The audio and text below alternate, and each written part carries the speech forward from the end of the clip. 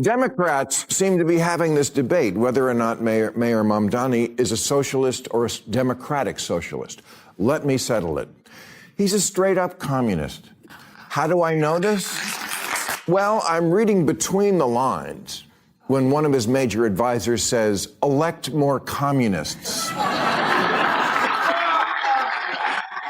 Which is fine. It's fine. It's a belief system. He's allowed to believe it, and people are allowed to vote for it.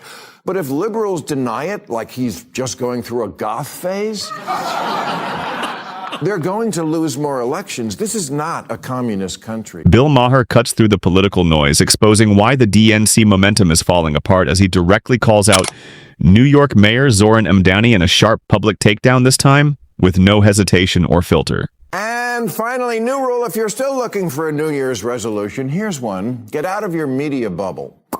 The most frustrating thing that happens to me whenever I'm off is people I run into want me to do my job, which I'm on vacation from, privately in restaurants and at parties, and, well, the bathhouse is a separate situation. But look, I'm happy to share my opinions wherever, except for this. Everybody, left and right, is only half informed. He has rolled out sweeping plans for New York, including tax hikes and ICE-related measures that sparked backlash from many sides, and Bill Maher responded with an even sharper, hotter, and more direct pushback as usual. Make sure to subscribe if you are new, and let's jump straight into the real talk. Now, let me tell you about the story that liberal algorithms locked out. Her name is Sia Weaver. And if you ask anyone in the blue sky bubble who that is, they'll look at you like a turkey looking up at the rain.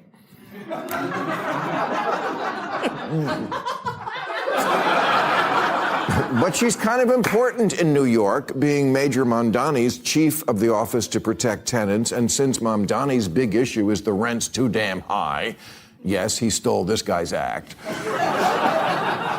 It's a very key appointment in the most important city in the country, which is also our financial center.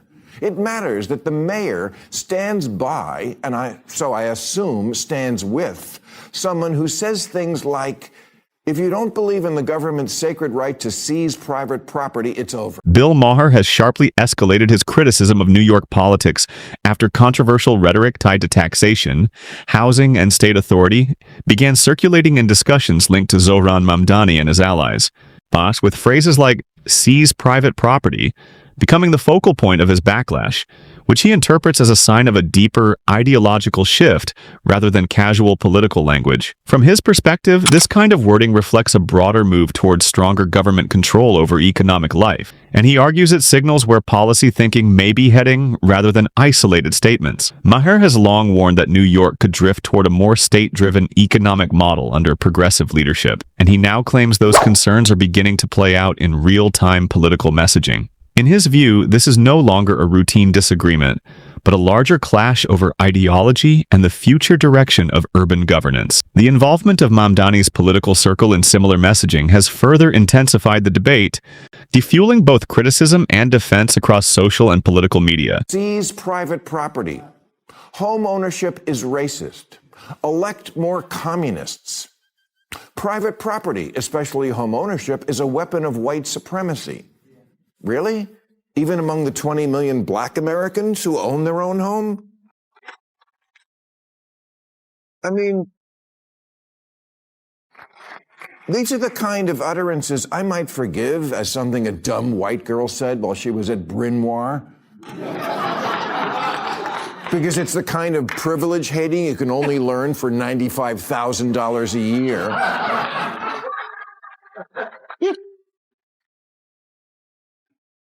But these are statements made as an adult. Yes, for co-eds from elite private colleges, you're only a lesbian until graduation, but the communism lasts a lifetime. Bill Maher was clearly frustrated because he felt the claim that owning a home is linked to white supremacy was not just extreme, but poorly thought out and unsupported. In his view, the real issue wasn't disagreement, but the lack of proper reasoning behind it, especially coming from someone with an elite education where critical thinking should be expected. He argued that instead of using evidence and context, academic language was being turned into activist slogans, which weakens serious debate. For Maher, this wasn't progress or insight. It was what he called a drop in intellectual standards where ideology replaces real analysis. I am in support of abolishing ICE, and I'll tell you why. Because what we see is an entity that has no interest in fulfilling its stated reason to exist. We're seeing a government agency that is supposed to be enforcing some kind of immigration law, but instead what it's doing is terrorizing people, no matter their immigration status, no matter the facts of the law, no matter the facts of the case. And I'm tired of waking up every day and seeing a new image of someone being dragged out of a car, dragged out of their home, dragged out of their life. What we need to see is humanity. You can see how Bill Maher and others interpret this debate, because from his point of view, both U.S. immigration and customs enforcement and related enforcement issues are being oversimplified in political and media narratives, especially when figures like Zohran Mamdani are discussed in the same broader ideological context. Maher's argument is that the public conversation often turns complex enforcement topics into one-sided stories, where allegations are amplified quickly but later corrections or added context rarely get the same attention. In his view, this creates a distorted picture where agencies are automatically framed as villains instead of being evaluated case by case. He is not claiming there are no real issues, but rather that emotional framing and selective storytelling are replacing balanced policy analysis. That imbalance, he argues, is what fuels political outrage cycles and weakens serious debate, turning complicated governance questions into ideological theater rather than fact-based discussion. Democrats seem to be having this debate whether or not Maher Mamdani is a socialist or a democratic socialist. Let me settle it. He's a straight-up communist. How do I know this? Well, I'm reading between the lines when one of his major advisors says, elect more communists.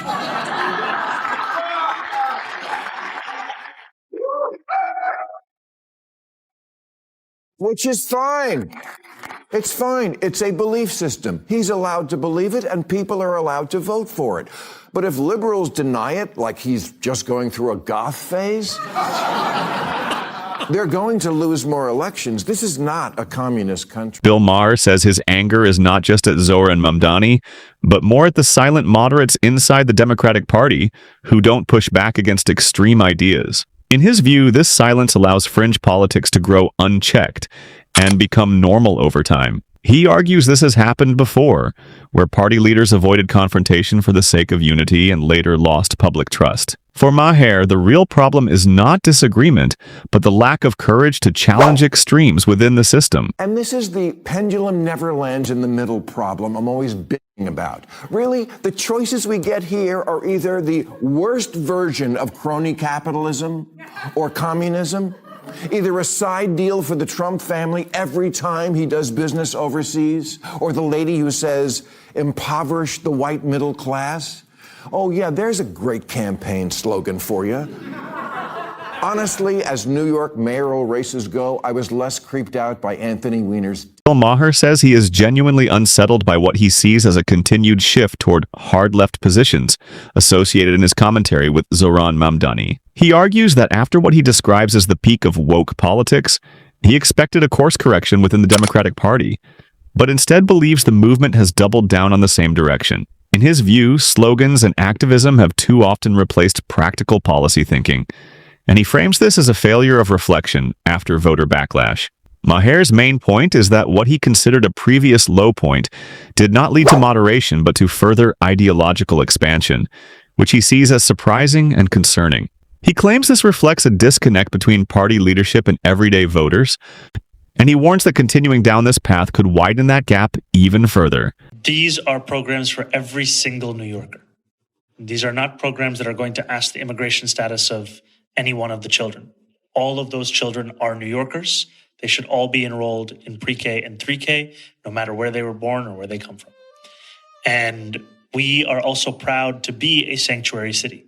What a sanctuary city means is that we have policies in place, policies that have existed for years in this city, that deny ICE agents access into schools, hospitals, city properties, or even the properties of city contractors, unless those ICE agents can present a judicial warrant signed by a judge. Maher says he is concerned that proposals linked in public debate to Zohran Mamdani could strain New York's already stressed systems, especially around housing, healthcare, and immigration support. He argues the city is already struggling with affordability and shelter shortages, so expanding benefits too widely could worsen pressure over time. Supporters view the ideas as compassionate policy, while critics see them as unrealistic for the city's capacity. Maher frames it as a clash between idealism and practical limits, warning that ignoring long-term consequences could deepen urban problems. Is the dead of winter, another snowstorm is coming, and homeless encampments are still a critical problem in Mayor Mamdani's New York. So how is the mayor going to deal with it? Political reporter Marcia Kramer took her questions to Mamdani in this story that you will see here only on CBS News New York. They are an eyesore. CBS News New York discovering homeless encampments, 2 on the Upper West Side, 2 in Hell's Kitchen, with many wondering how the new mayor will deal with the twin problems of finding a humane solution and optics that make it look like the city is out of control. This man, afraid to show his face, says he's called 311 repeatedly about the 2 encampments on West 45th Street. They take the call like they're supposed to, but nothing's really happening. How do you feel about the fact that nothing's happening? Well, I don't feel good about it because I've been in this neighborhood. Bill Maher argues that rising homelessness is putting serious pressure on New York, a city once seen as a symbol of opportunity but now facing visible strain through encampments, crowded shelters, and stretched public services, with some reports from outlets like CBS News highlighting the scale of the problem. He and other critics point to California as a warning sign, saying years of high housing costs and expanding social programs have not solved the crisis there. From this view, New York risks repeating the same pattern if underlying issues are not addressed directly, and Maher's core warning is that ignoring reality does not reduce the problem. It only allows it to grow further. Mr. Mayor, I wondered if you could indulge me for a second. So I took the problem to the mayor himself, showing him video of people camped on the street in such frigid weather. What is your office going to do about it, and is it acceptable, given the fact that it's 21 degrees, for these people to be there on the street, on the Upper West Side, and getting no help? It is not acceptable for a New Yorker to have to find shelter outside, whether on the Upper West Side or anywhere in this city. New Yorkers should be able to find a place to call their home. And what I have said consistently, first as a candidate and now as the mayor, is that outcomes are how we judge ourselves. On paper, it may sound compassionate, but critics argue it reflects an approach similar to policies associated with Gavin Newsom in California, where large investments were made to address homelessness with the expectation that people would voluntarily enter shelters and services. In practice, they say results were limited, with continued encampments and rising costs despite billions spent. Bill Maher and other skeptics use this as a warning that good intentions alone do not guarantee effective outcomes, especially if enforcement and accountability are reduced. Their concern is that New York could end up repeating the same pattern, applying similar policies without achieving different results, and ultimately leaving taxpayers to absorb the long-term financial burden. You're still looking for a New Year's resolution? Here's one. Get out of your media bubble. The most frustrating thing that happens to me whenever I'm off is people I run into want me to do my job, which I'm on vacation from, privately in restaurants and at parties, and, well, the bathhouse is a separate situation, But look, I'm happy to share my opinions wherever, except for this. Everybody, left and right. Bill Maher is urging people on both the left and right to step outside their media bubbles and actually engage with opposing viewpoints instead of only consuming information that reinforces their beliefs. He warns that this kind of intellectual isolation can lead to people becoming confidently misinformed, where ideology starts shaping how facts are interpreted rather than the other way around. In his view, democracy weakens when disagreement is treated as a threat and when curated echo chambers replace open debate and critical thinking. He argues that real understanding only comes from hearing, challenging, and debating different perspectives, not from staying inside politically comfortable spaces. Maher's broader message is that today's political culture too often rewards loyalty over curiosity, leading to narratives overpowering truth and emotion overriding evidence. For him, breaking out of these echo chambers is essential to restoring more honest and balanced public discussion.